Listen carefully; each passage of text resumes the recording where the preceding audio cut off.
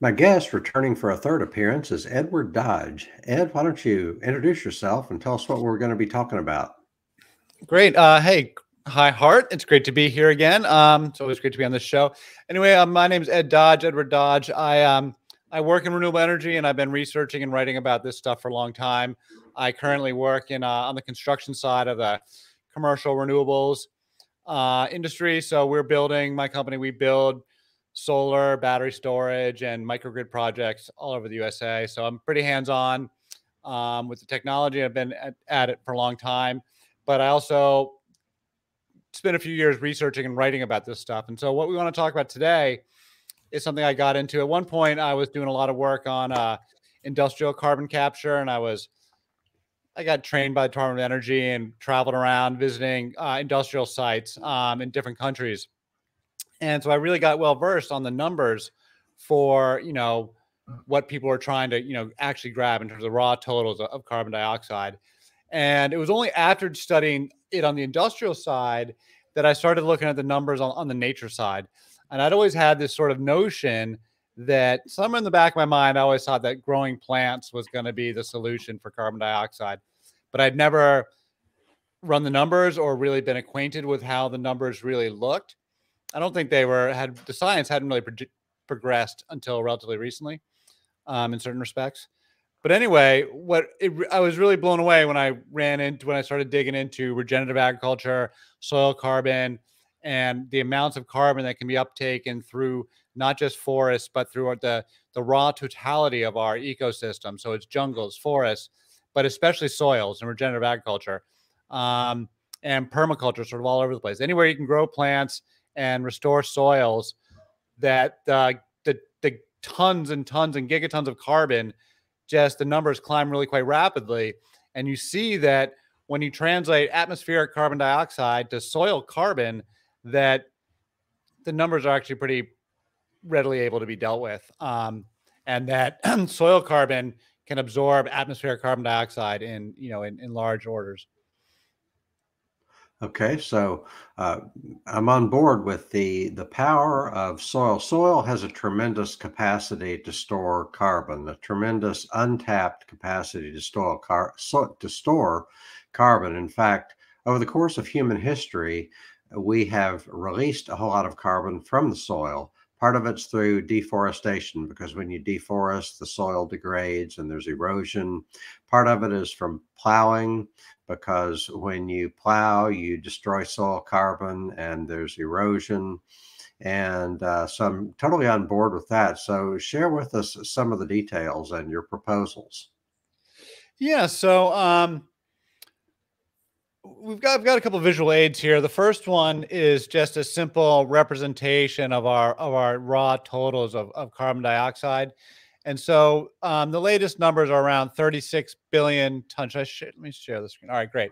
The latest numbers right now so this is a chart that shows our emissions over time. So the x-axis across the bottom is energy use and their emissions since the beginning of the Industrial Revolution. So from 1750 all the way up till now. And you see and then the y-axis going vertically is just the raw totals of our carbon dioxide emissions. And you see on the chart that our emissions are basically negligible until 1850, which is the beginning of the Industrial Revolution, or when it really, kicks off in spades. And then they start climbing, the emissions start climbing, and then you get to about 1950, and then they take off like a hockey stick. And these numbers also correlate to population growth. It correlates to economic growth. It correlates to technology growth. So there's a lot of good in this chart. This chart is not just all bad. It is a chart of basically how much fossil fuels we've burned in the last couple hundred years. But it shows us this number of concern. The number at the upper right corner of the entire chart, the tippy top corner of this hockey stick, is just poking above 35 billion tons. So call it 36 billion tons of carbon dioxide that are being released. That's just being released, not being absorbed, but just the raw total of what's being released every year by humans on an annual basis.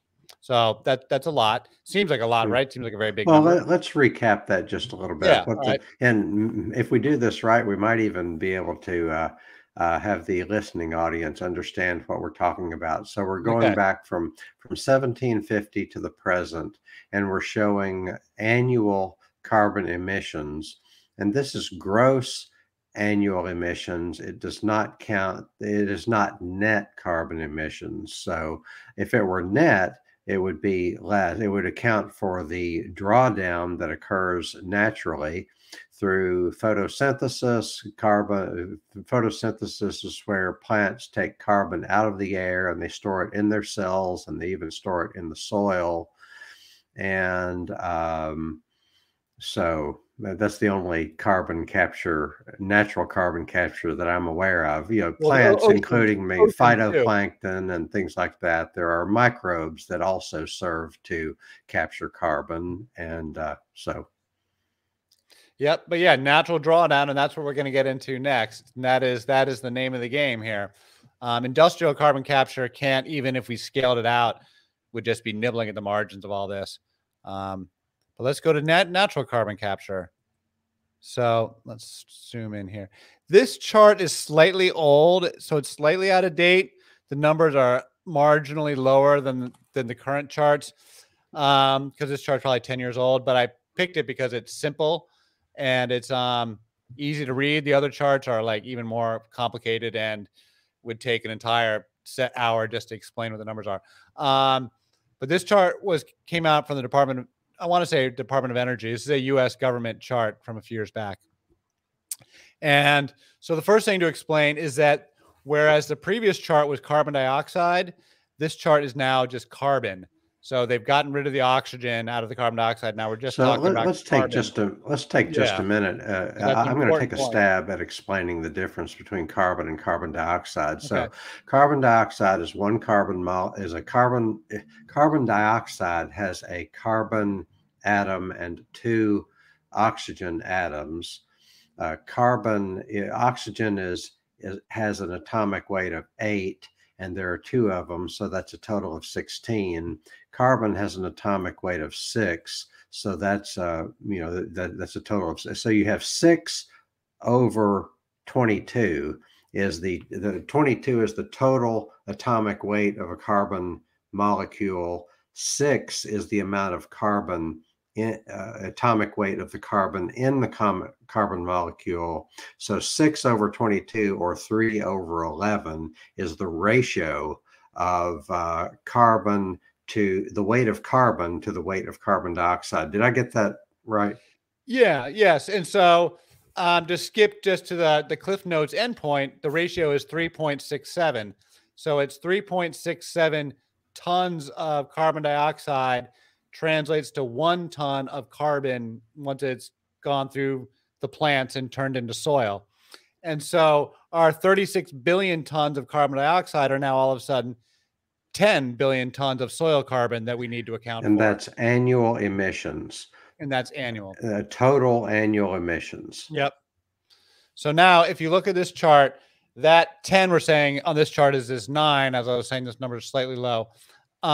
So this red 9 in the middle of the chart is all of our human anthropogenic emissions. So this is our fossil fuels, cement, and land use.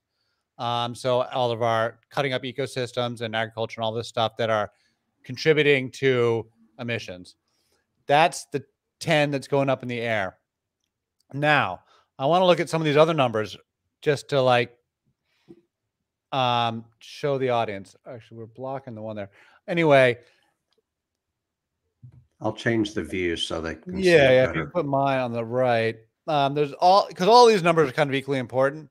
So what you'll see is in the air, or the net photosynthesis. All right, actually, let's start from the top left. Top left, atmospheric total is 800 gigatons of carbon. So we're putting 10 in the air into a pool that is already 800.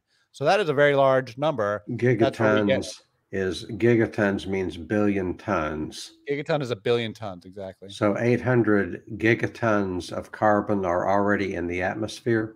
Yep. Okay. In the form of existing carbon dioxide, existing methane, etc. Now, plant biomass around the surface of the Earth is another 550 billion tons. Now that's on the surface. It's also another very large number. And then in the soil, according to this chart, is 22,300 gigatons of soil carbon. So that's living dirt, living moist, not dead soils, but living soils. So we've got And 800 gigatons in the atmosphere. 550 gigatons represents plant biomass above ground, and 2,300 gigatons in the soil. Is that 2,300 that's currently in the soil? yeah, and these Right. are obviously big, broad brush numbers, but yeah, so it's like 2,300,000,000,000,000 tons in the soil. And so soil, can be, not just inches deep, but feet deep of rich soil. When the uh, colonists came to the Americas, the Great Plains, with those rich grasslands that the bison were running on, the soil was, meters deep of rich, carbon rich soil that our farmers, because they didn't know better, have, we've lost inches and inches and inches, and in some cases, feet of topsoil just through sloppy agricultural practices and runoff.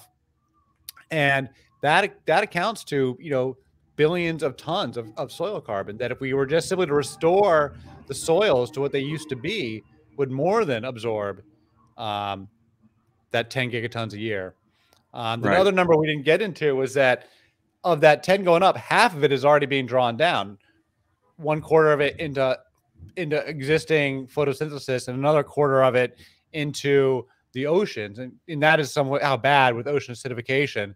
Right. Um, so we're really only our net increase is only 4 or 5 gigatons right now that we really need to account for.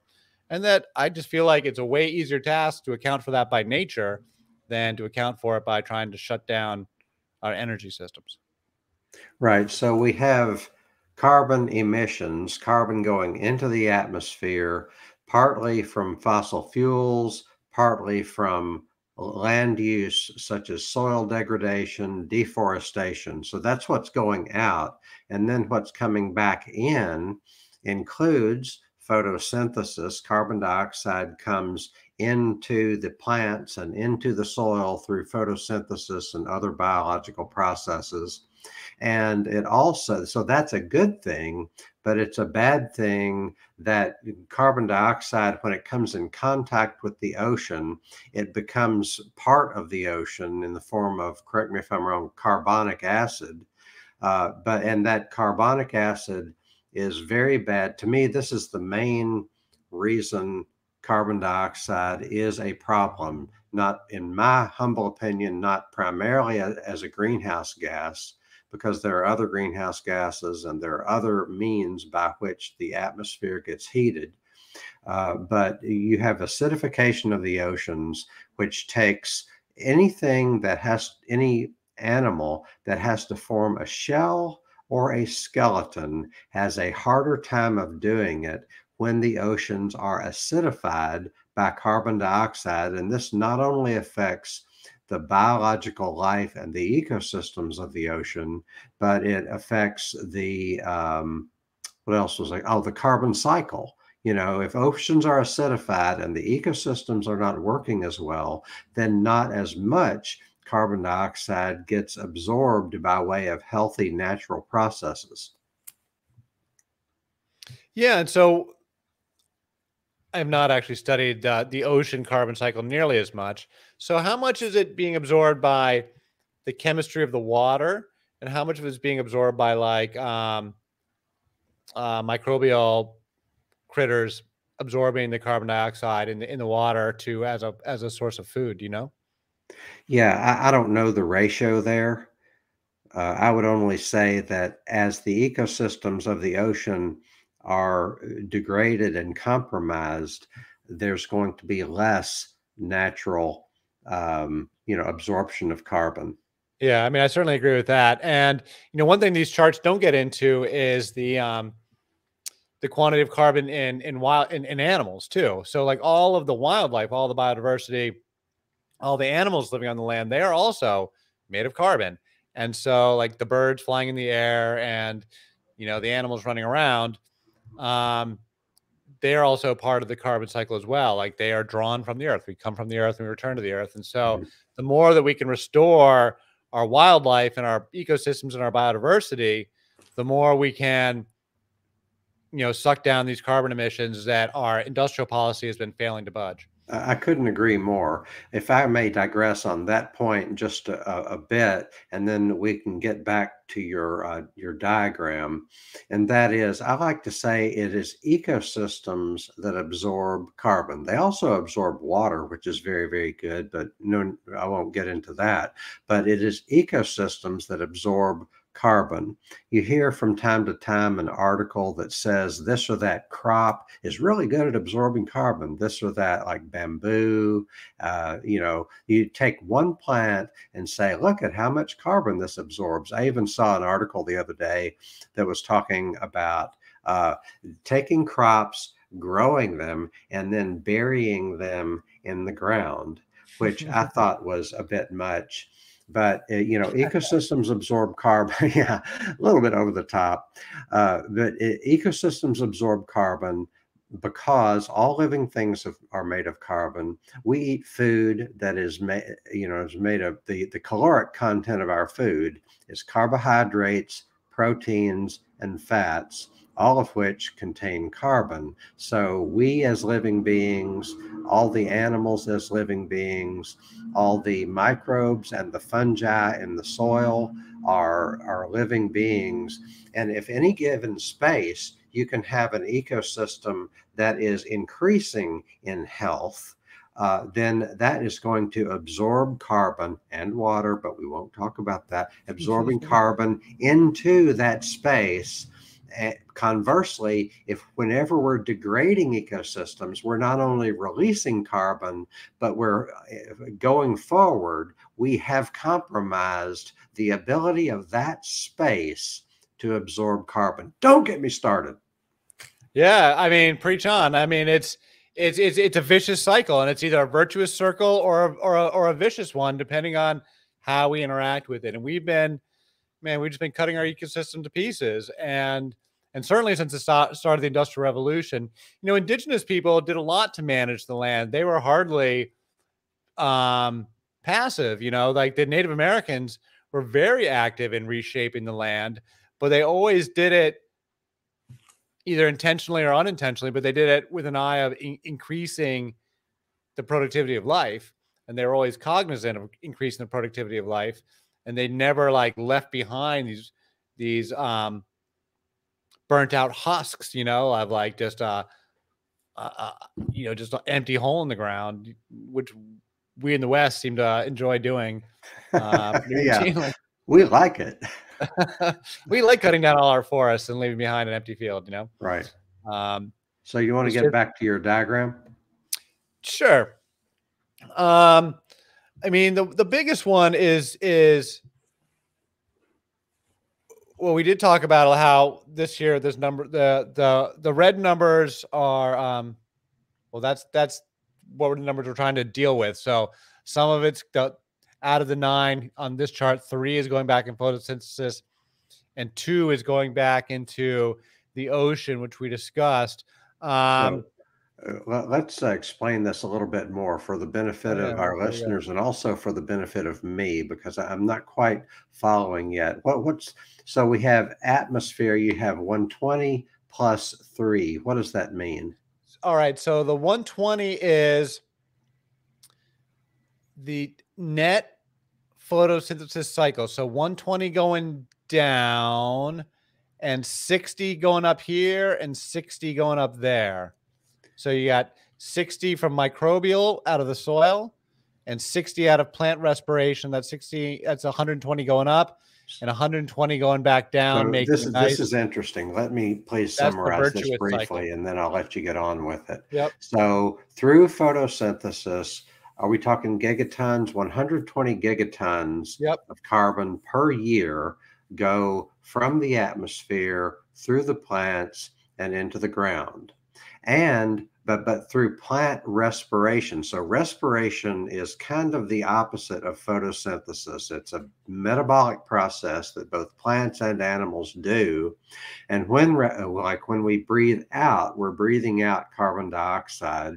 Plants also, they do photosynthesis, but they also do respiration as they're, carrying out their bodily functions. And the plant physiology includes respiration. So through plant respiration, they are putting 60 gigatons per year back into the atmosphere. compared to our 10. Okay. You Yeah. So I mean, mean, like, us, you mean animals or people? Oh, I'm saying the human bad okay. emissions are 10 gigatons, Yeah. and nature's putting 120 gigatons up every year and down. And I'm stopping you frequently on this because Yeah. I've studied this off and on, and I've never, I would, I should be much further along in this by now, but I want to make sure I take advantage of this opportunity to learn. So you're saying that about 10 gigatons per year come from human activities, which includes fossil fuels, and it also includes land use changes. In the Yep. public conversation and in the conversation among climate activists, the focus is on fossil fuels. There is not very much focus at all on the amount of carbon that goes into the atmosphere as a result of land use, both historically and in the present. So you're saying and you're emphasizing that 10 gigatons per year comes from all human activities, whereas 60 gigatons per year comes from plant respiration, which is a much bigger. Exactly. And that 60 gigatons is only half of it. It's really 120 gigatons going up every year. Um, and then, and 120 gigatons going back down. And then this number over here, the net terrestrial uptake of 3, this is the same as this red 3 up here, same 3. It ends up in the soil as just accumulated soil carbon. So this is, So when you say net terrestrial uptake, net of what? What two numbers are involved there? so this is, so when we put up our 10, but 120 plus 3 are going back down into the soil, Mhm. this is the plus 3. So it's just ending up as the plants are converting it through the photosynthesis and then through the roots and the mycorrhizal fungi, and it's being converted into, semi-permanent soil carbon. And it'll just be stored there, and it'll, more or less stay in place. None of it is very, the science gets incredibly complicated, and the carbon fluxes get incredibly complicated when you start diving into the details of the day-to-day of it. It gets very complicated very fast. And this is like the 30,000 foot view that makes it, dumb it down for kindergartners like Mhm. me. Okay. So a minute ago, you said 120, a total of 120 going into the air. You said, okay, 60 is plant respiration and 60 is microbial respiration and decomposition. So Yep. just like, animals respire, plants respire and microbes respire. So these microbes in the soil respire. These are all biological processes, and the plants plus the animals, according to this chart, say a total of 120 gigatons into the atmosphere, and then only 10 gigaton, 9 or 10 gigatons going into the air as a result of all human activities. Yes. Yes. And I want to reiterate the point you were making before, that about the political conversation being 90%. You and I are saying that this, I believe that the climate change issue is like a 50-50 fossil fuels and the other 50 being land use. Whereas the political conversation is 90% about fossil fuels and 10% about land use, or maybe 2% about land use, really. I mean, the conversation is almost entirely about burning fossil fuels. And when you don't talk about the land use aspect, both on the negative, you also miss out on talking about it on the positive, and that we really can, absorb these emissions if we were to be comprehensive and, you know, um, we can't just do it piecemeal on ecosystem restoration. We have to do it in a big way.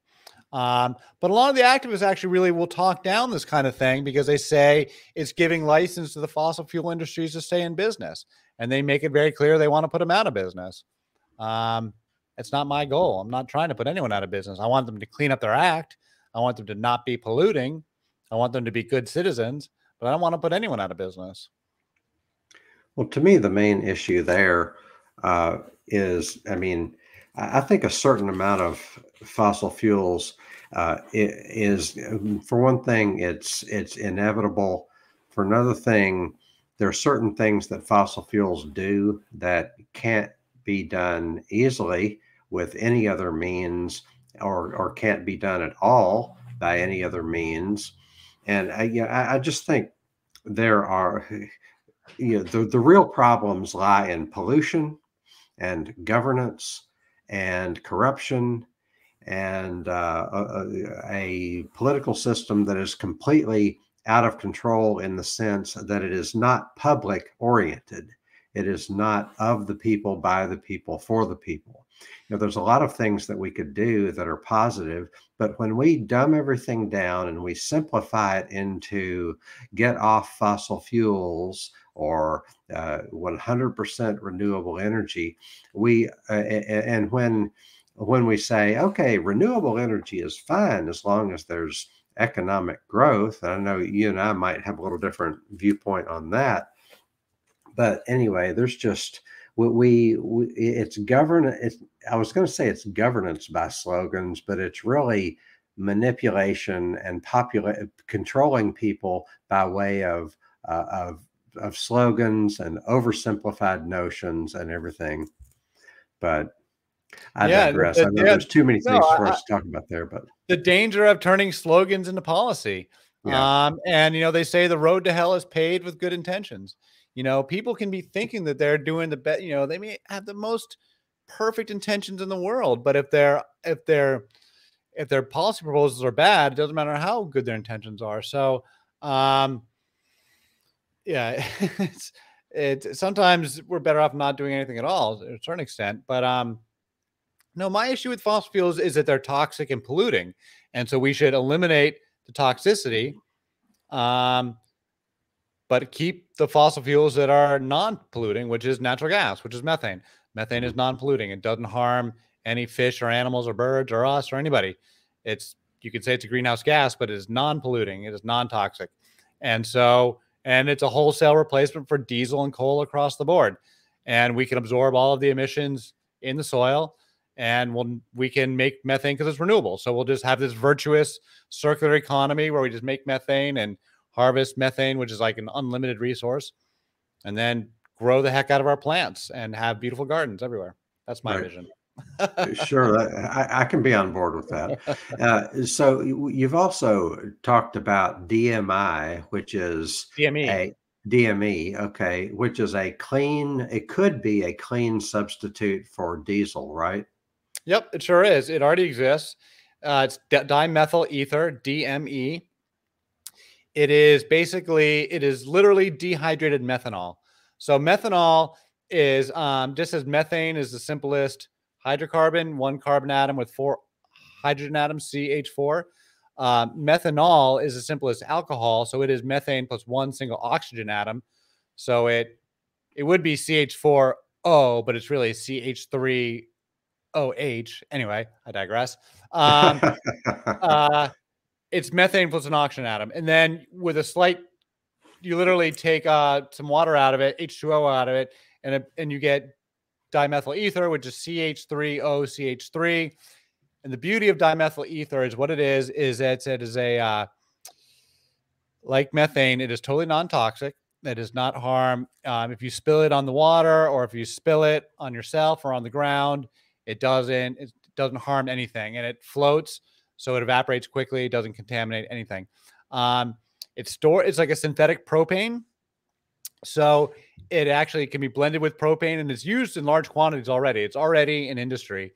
And since it's simply derived from methanol, which is already produced at industrial scale synthetically, it's cheap. It's cheaper than diesel, actually, already today.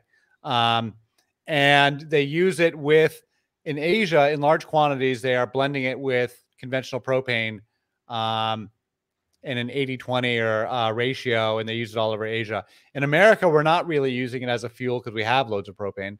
But we do use it every day as an aerosol. It was designated as the replacement for hydrofluorocarbons, the HFCs and CFCs that were in aerosol cans.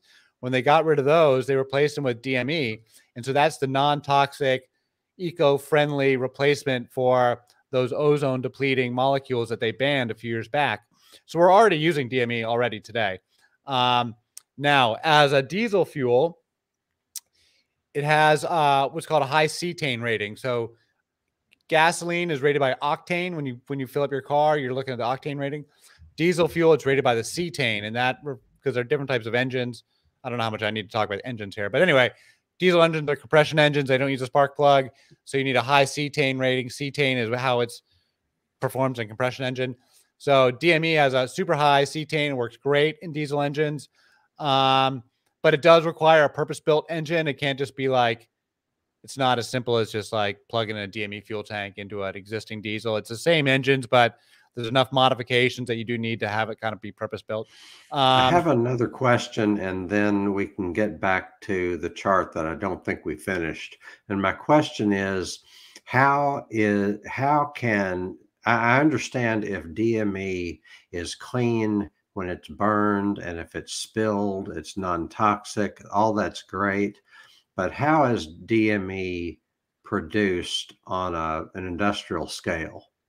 It's a beautiful thing. They make it from, as a synthetic, they can make it from basically any any carbon-based raw material. You can make it from coal. You can make it from wood. They call it wood alcohol, methanol. But typically, they're making it from methane. That's our most abundant raw material for this kind of thing. So, and you get the oxygen, lo and behold, from carbon dioxide most of the time. And so the big methanol factories they have in Louisiana, they're using two ingredients, methane and carbon dioxide, and they blend them together, and you get with a catalyst in a chemical factory processing plant, and you get very high conversion ratios, and you get methanol. There's almost no waste, and that's why it's so cheap. And you can get methanol today. You can buy methanol. They have methanol race cars. They used to race them at the Indy 500. Methanol used to be the standard for race cars until they like up into the 80s. I mean, it's definitely like a perfectly fine fuel. It's kind of nasty to people. You don't want to get it on your skin. You don't want to breathe it. You definitely don't want to drink it. But it's actually pretty non-toxic to nature. Like if you spill it on the ground, it smells bad, but it doesn't really it's not gonna, it evaporates quickly. It doesn't really cause a problem the way gasoline or diesel do if you spill them on the ground. So if you have all these non-toxic substitutes for diesel, for example, and if they can be produced at industrial scale, economically and feasibly, yep. then why is that not being done? Well, there was a big push to bring DME on the market as one of the most viable syn fuels. I mean, a lot of it's political, and these things are driven by policy. These transitions, and being that it's made from fossil fuels at the end of the day, it's still considered to be a fossil fuel. There is a biomass version of DME being produced in California right now. They call it the bio DME. They're marketed at. The company is called anyway, the company is escaping my lips. It's on the tip of my tongue, but anyway, it'll come to me. They you can make it from wood. While we're talking about this, yeah, let's talk a little bit about biofuels, the most common of which is corn ethanol. You're not a fan of corn ethanol. Tell us why. So corn ethanol is a terrible fuel. First of all, it's not an energy resource. There is just as much energy going into producing that corn crop as the net energy they get out. It's a joke. It's like a 1.1 to 1 energy ratio. By the time you cultivate your corn and put fertilizers down and, and run all your combines and your tractors and harvest the corn and then harvest it. Then you got to transport it and then process it into ethanol. After you've done all that work, it's no longer an energy resource. It's just a subsidy for corn farmers to give them an extra market because we massively overproduce corn. It is simply not an energy resource. Secondly, it's not really a very good fuel. It's an inferior fuel to today's gasoline, but the real cardinal sin of ethanol and the reason why it gets rejected is because it absorbs water out of the air. And so if you leave it in your tanks for a while, it starts to induce water into the system, and that screws up your engine performance, which is why they don't use it in maritime at all. Like, you're not even allowed to use ethanol in any kind of boating environments. The military won't touch it for performance reasons. It's one thing for Brazil when they've got, loads of, they make their ethanol from corn sugar, which is it's marginally more efficient, but it's like they're using slave labor and stuff to make it. I mean, the whole thing is just terrible. It's not an energy resource and it's not good for the environment. Some of the other biofuels are even worse. The main biodiesel, I wrote an article on it. It's I'm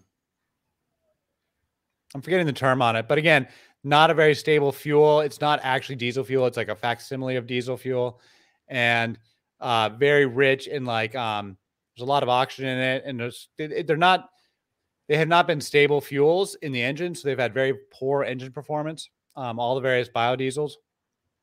And then secondly, with biomass crops, we just can't produce enough. Like, the biomass doesn't really scale. So even if we were to take all the vegetation on Earth, it still wouldn't scale to what we use our fossil fuels for. And then if we're using our agricultural crops, well, then our fuel markets are orders of magnitude larger than our food markets. This is the problem we have with corn right now, with corn ethanol. Right now, it's like a third of our entire American corn crop is going into ethanol, and yet it barely dents our energy markets. I mean, it's like totally a non-factor in our day-to-day spending or decision-making on gasoline, but it has a huge impact on the food market because it's like a third of our corn supply. So we will completely distort our food economics if we take too much of our agriculture and turn it into fuel instead of food. We will grossly distort our food economics negatively without ever making a meaningful contribution to our energy economics. So that's the problem with just the scale of it.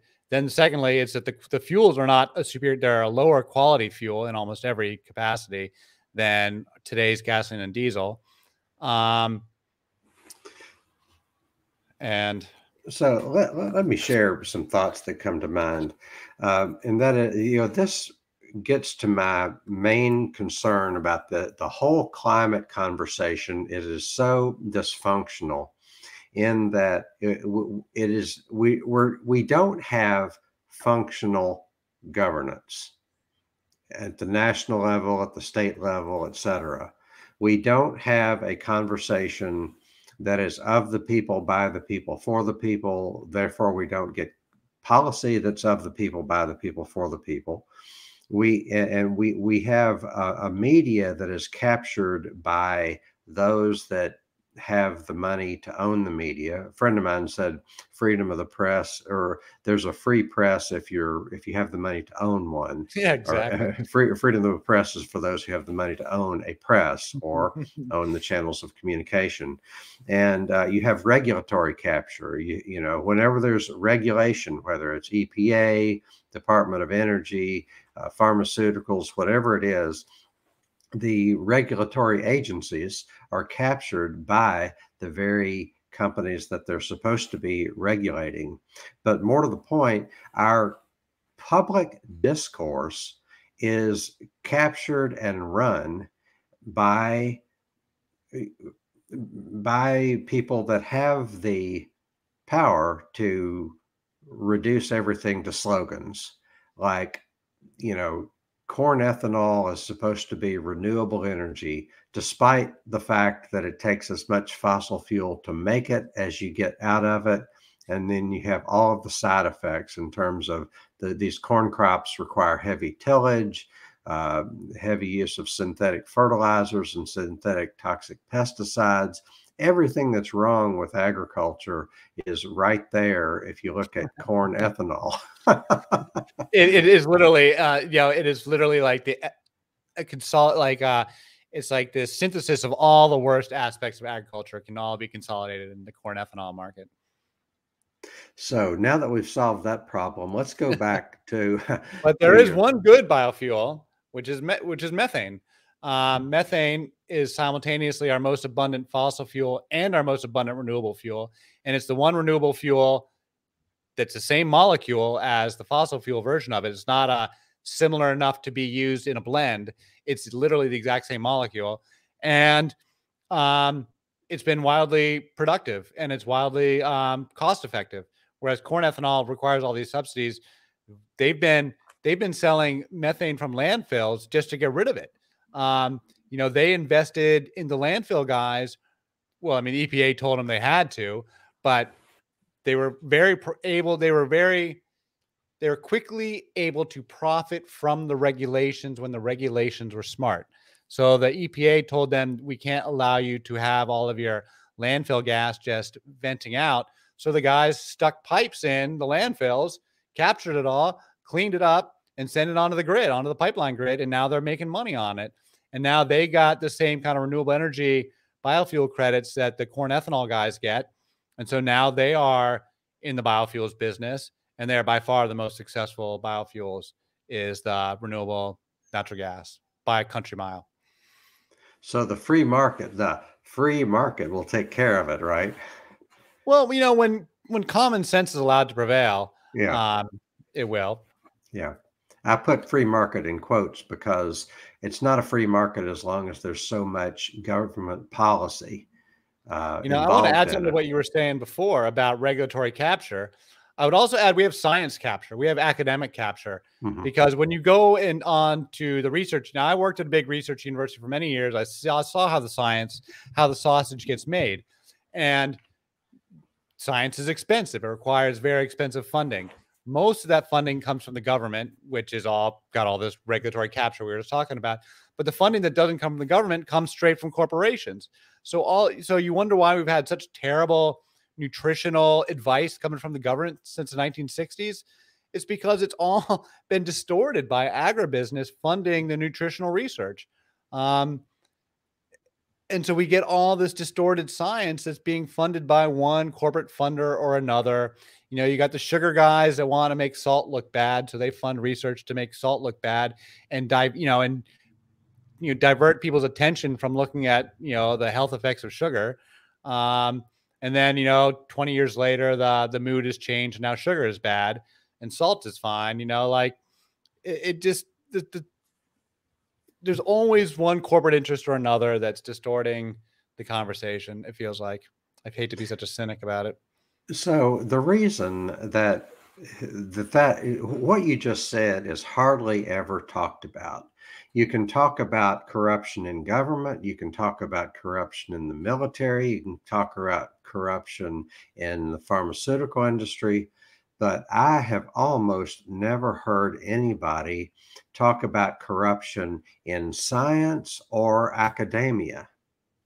I don't want to go so far as to call it corruption. It's not like people are sneaking around or taking things under the table. This is all done in the wide open. They're setting up business incubators on campus and quite openly, seeking, funding from corporations. I worked in a lab that was a biotech lab that was funded by Monsanto. No one was hiding it. It was not a secret. But it is definitely corporate funded. It is definitely, and we should talk about it, and we do need to talk about it. And we do need to talk about the fact that scientists have agendas of their own. Even when it's not a corporate funded agenda, scientists are people, and people have ideologies. We've all got our ideologies, and scientists do too. Upton Sinclair said, "It's hard to convince a man." Oh, how does that quote go? it's hard to convince. It's hard to get a man to understand something when his salary depends on his not understanding it. Yeah, that might be a paraphrase, but yeah, exactly. That's exactly right. And so you get people who build entire careers on a certain position in academia. They're loath to admit, or to like let the next generation. You see this in like history stuff, where a certain set of Egyptologists have built a reputation around establishing that a certain temple was used for such and such. And the next generation of archaeologists says, no, it was used for something different. And the old generation they don't want to admit it. They built an entire career and won all these awards off this previous theory. They're not going to, they'd sooner die than admit that the younger guys have got, or gals have got, a new idea that's right. Who was it that said science advances one funeral at a time? I hadn't heard that one, but it's good. It's definitely good. Let's get to the chart that we were talking about. Okay. Another good number, the fossil pool, 10,000 gigatons. That's all of the fossil fuels that are just waiting to be dug up and burned and sent into the atmosphere. People talk about peak oil a lot. So to remind our listeners what this chart is about, it's about all of the annual flows of carbon into the atmosphere and out of the atmosphere. We've got, plants are responsible for, drawing carbon out of the atmosphere and also putting some back in. Microbes are responsible for probably absorbing some carbon, but also putting some of it back out. Of course, humans, anthropogenic carbon emissions include fossil fuels and also includes land use. So that's the chart we're talking about. So what do we need to talk about on it next? I was just going to point out that the biggest number of all on the entire chart. Oh, actually, it's not the biggest number, but one of the biggest numbers is the pool of fossil fuel reserves, which is 10,000 gigatons on this chart. So it speaks to like peak oil and the idea of whether we're ever going to run out of oil and gas and stuff, which I'm a big believer that we are not. We already ran out of the high grade easy stuff. Yeah, we passed that stuff a while back, but the low grade raw material, the low grade coal and low grade petroleum is just like boundless. We'll just never run out of the low grade stuff. I mean, petroleum is the second most common liquid on the planet after water. So we'll never run out of the low grade resources. We will choke on it before we run out of it, and we will, completely, burn up the entire planet before we'll run out of this stuff. Okay, so the hope that we'll transition because we simply ran out of oil, that is not going to happen. Right. Okay. Now I had to let my dog out before. So over on the right, we're talking about the oceans. So we've got atmospheric carbon net annual increase of 4, and the air sea gas exchange, you've got 90 gigatons per year going into the atmosphere and 90 plus 2 coming out of the atmosphere and into the oceans. So does that mean that on a net basis, there's 2 gigatons per year going into the oceans? Yes, that's my understanding, and that's your ocean acidification right there. Right. That's my understanding. So ocean acidification occurs because the atmospheric carbon dioxide causes an increase in carbonic acid in the ocean. Kind of that carbon. What's carbonic acid? C2O2. I don't know Something like that. Yeah. Okay.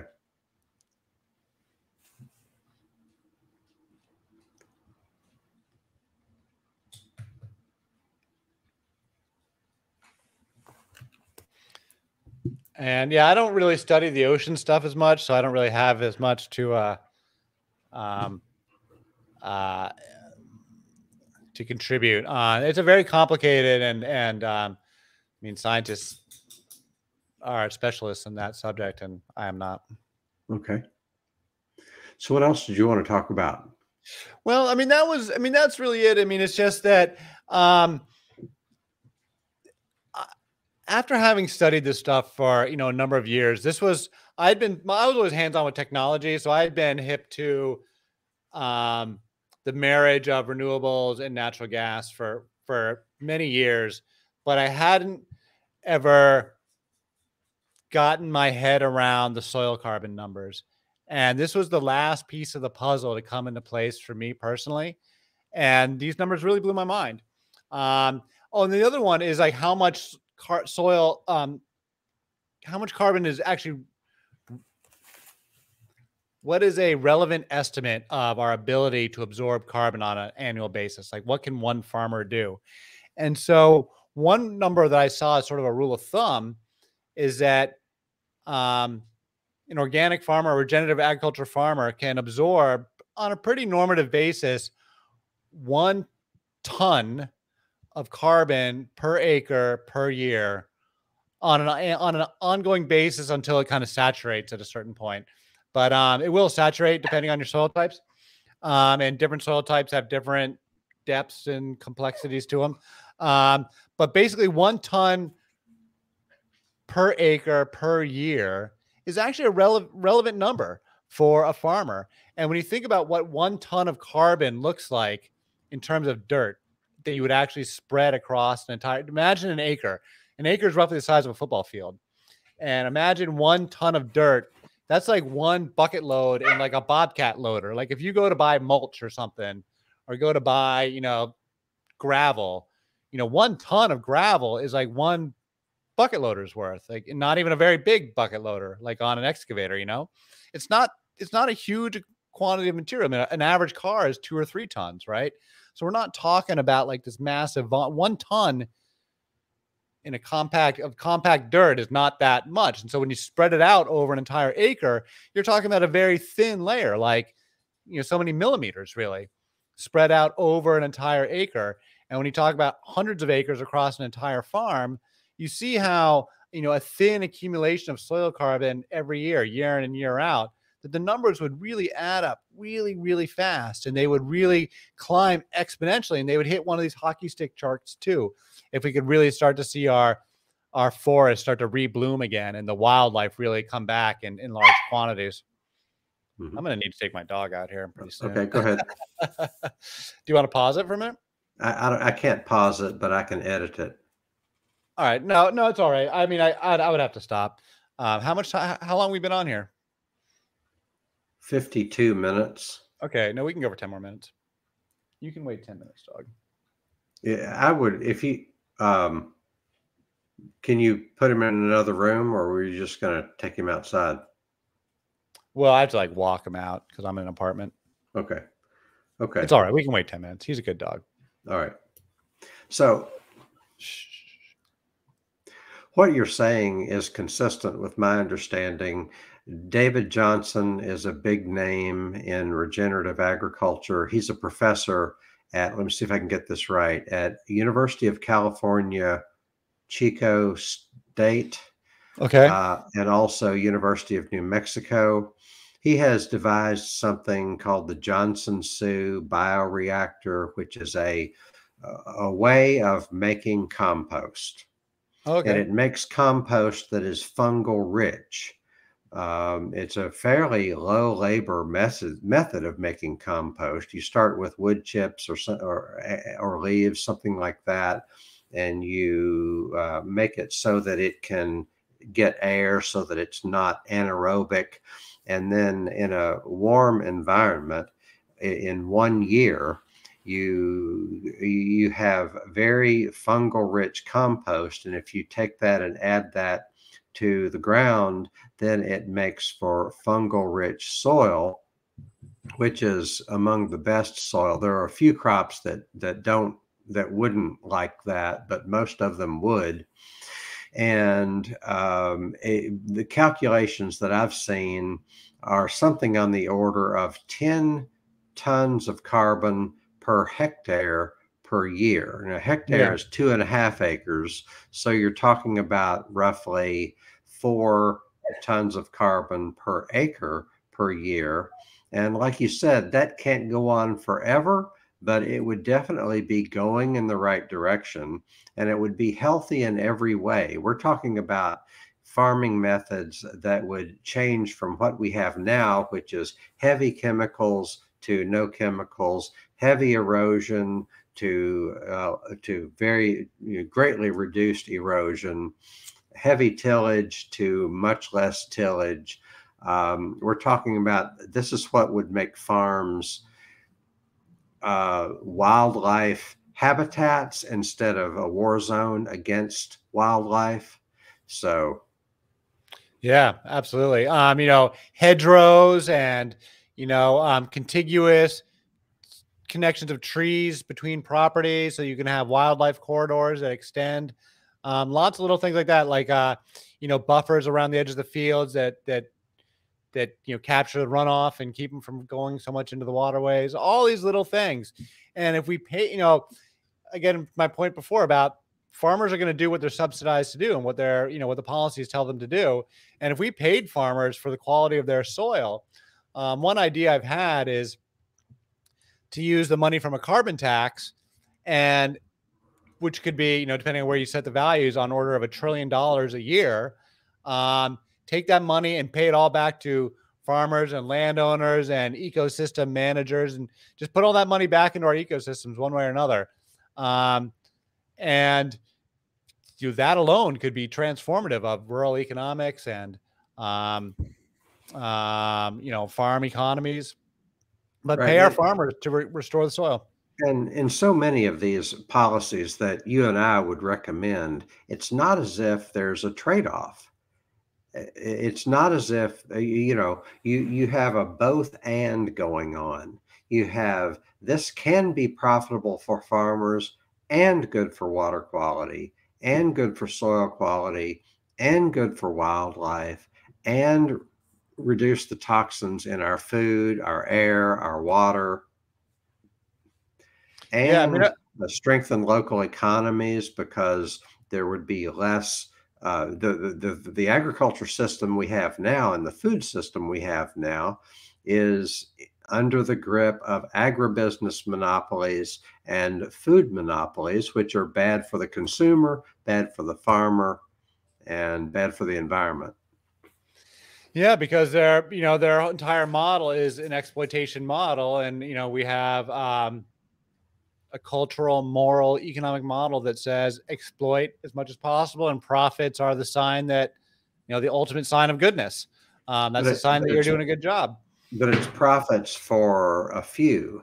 It's Exactly. profits for the ones at the top. I Exactly. mean, capitalism, it doesn't have to be bad. But when what we've got now is more like feudalism, where you have a few owning everything and everybody else having to go with the flow. If we had a rational environment for small businesses and small farms, then profit wouldn't be a bad thing.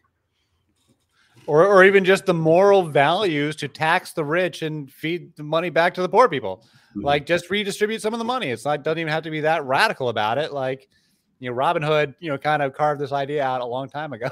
Mhm. You take it from the rich people and you give it to the poor people, and kind of get the government out of the way. Is my personal libertarian attitude. Tax the rich, feed the poor. Mhm. Tax the rich and give the money to the farmers in reward for having good farming practices. Because right now we just reward them for bad farming practices. Yeah, one of these times we should talk about tax policy and wealth redistribution. Is it a thing that can be done feasibly? Can it be done practically? Is it moral and ethical to use the tax system to redistribute wealth downward? And I say yes, because the system that we have now, and I have a notebook page full of things that I was thinking about when we prepared for this. But you take transportation, defense, energy, media, policing and surveillance, the labor market, intellectual property, international trade, healthcare and pharma, land use, electoral politics, taxation, wealth accumulation. All of these things are either sectors of the economy or families of policies that currently are used for the power of the few and for upwards transfer of wealth. So if there were a redistribution of wealth downward, it would be only, paying back what has been extracted to begin with. Oh yeah, yeah, absolutely. Your point about it being feudalism was well taken. The way our structure is set up right now is it's just everything's being fed into the hands of the 1% basically, and everybody can see it. And even in the course of our lifetimes, we've seen how much it's shifted. Is it moral to tax rich? Of course it is. In the 1950s, after World War II, we had 90% tax rates on the upper earning brackets.